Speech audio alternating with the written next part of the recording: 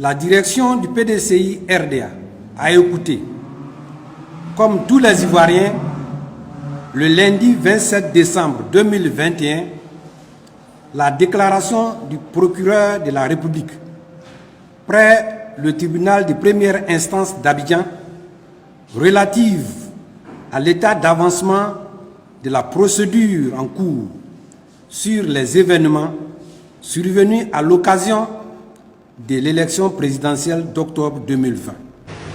Qu'en est-il des poursuites contre l'ancien président Rimouna Bédié? Pourquoi? Est-ce qu'il y a une explication juridique? J'ai indiqué dans le propos liminaire que tous ceux qui ont commandité, qui ont incité, qui ont financé cette désobéissance civile qui a entraîné des drames que nous sommes tous en train de déplorer. Il y a des familles qui sont meurtries à jamais. Toutes ces personnes-là ne sont pas exemptes de poursuites.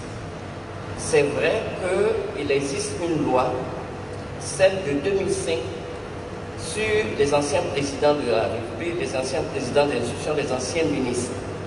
Mais l'article 54 de cette loi dit bien que toutes les infractions commises par ces personnalités en période électorale échappent à la procédure spéciale. Ça veut dire quoi? Que toutes les infractions qui sont commises en période électorale, il n'y a pas de procédure particulière et ces personnes-là sont justiciables comme tout individu, selon le code électoral, selon le code pénal, selon le code de procédure pénale. C'est ce que dit l'article 54 de la loi sur les anciens présidents d'institutions et les anciens présidents de la République. Donc, rien n'exclut que tous ceux qui seront reconnus comme ayant participé. Je vous ai indiqué que, après le travail qui a été fait par les enquêteurs de la police et de la gendarmerie, sous la supervision de la direction du procureur de la République, les juges d'instruction, 3 juges d'instruction ont été saisis. Les juges d'instruction poursuivent leur information judiciaire. C'est à la fin seulement de leur information judiciaire qu'on saura quelles sont les personnes qui ont été retenues comme devant comparaître à l'audience pour répondre des faits. Et comme je le dis, la loi est claire, l'article 54 de la loi de 2005 dit que en période électorale, tous ceux qui ont commis des infractions échappent à la procédure spéciale prévue par la loi de 2005. Donc c'est clair. Déclaration du PDCI RDA. La direction du PDCI RDA a écouté, comme tous les Ivoiriens, le lundi 27 décembre 2021, la déclaration du procureur de la République près le tribunal de première instance d'Abidjan relative à l'état d'avancement de la procédure en cours sur les événements survenus à l'occasion de l'élection présidentielle d'octobre 2020. Monsieur le procureur de la République fait état de faits graves et d'actes criminels commis pendant les périodes pré- et post-électorales d'août à octobre 2020. L'autorité judiciaire, visiblement, accuse les dirigeants des principaux partis politiques de l'opposition ivoirienne d'être les principaux responsables présumés des crimes commis pendant cette période. Le procureur Adou Richard, dans son élan, se réserve la possibilité de poursuivre son Excellence Aimé Henri Konan Bédié, ancien président de la République et président du PDCI RDA, en sa qualité de chef de l'opposition. C'est le lieu de rappeler, premièrement, qu'il reste en tout état de cause que la convocation de l'article 54 de la loi numéro 2005-201 du 16 juin 2005 portant statut d'ancien président de la République, d'ancien chef ou président d'institution et ancien membre du gouvernement par le procureur de la République pour voir s'appliquer à l'ancien président des dispositions du droit commun ne peut s'étendre que dans le cas où une élection régulière, conforme aux termes de la Constitution ivoirienne, a pu se tenir. La violation flagrante de l'article 55 nouveau de la Constitution qui stipule clairement ainsi qu'il suit.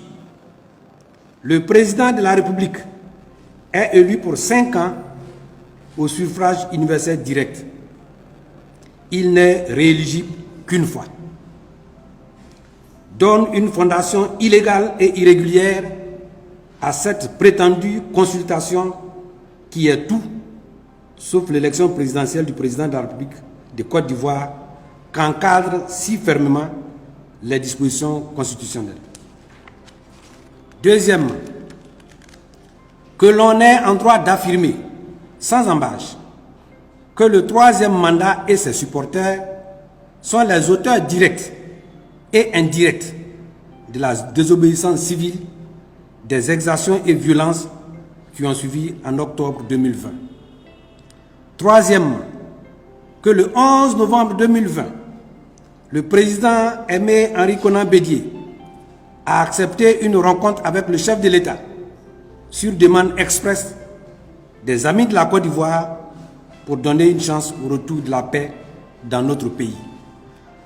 À la suite de cette rencontre, le président du PDCI-RDA a lancé le 9 décembre 2020 un appel solennel à l'apaisement et au renoncement définitif à la violence pour rebâtir notre nation sur notre capacité collective de réactiver ensemble nos valeurs d'union et de paix par le dialogue.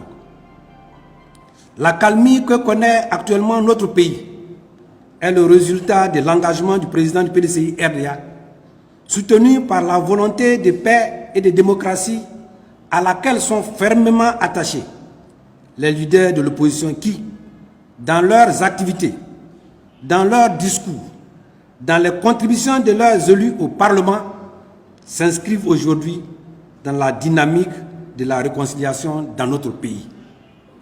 C'est pourquoi le PDCI-RDA prend à témoin la communauté nationale et la communauté internationale, ainsi que tous les amis de la Côte d'Ivoire, sur sa disposition à aller à la table du dialogue véritable qui est susceptible d'effacer tous les germes de conflits et de palabres politiques qui minent la tranquillité des Ivoiriens et installent la Côte d'Ivoire dans la peur quotidienne de lendemains violents et fratricides.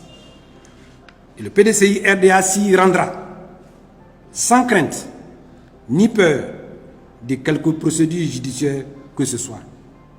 Fait à Abidjan le 29 décembre 2021, le porte-parole du PDCI-RDA, Dr Smaïla Kouassi Bredoubi.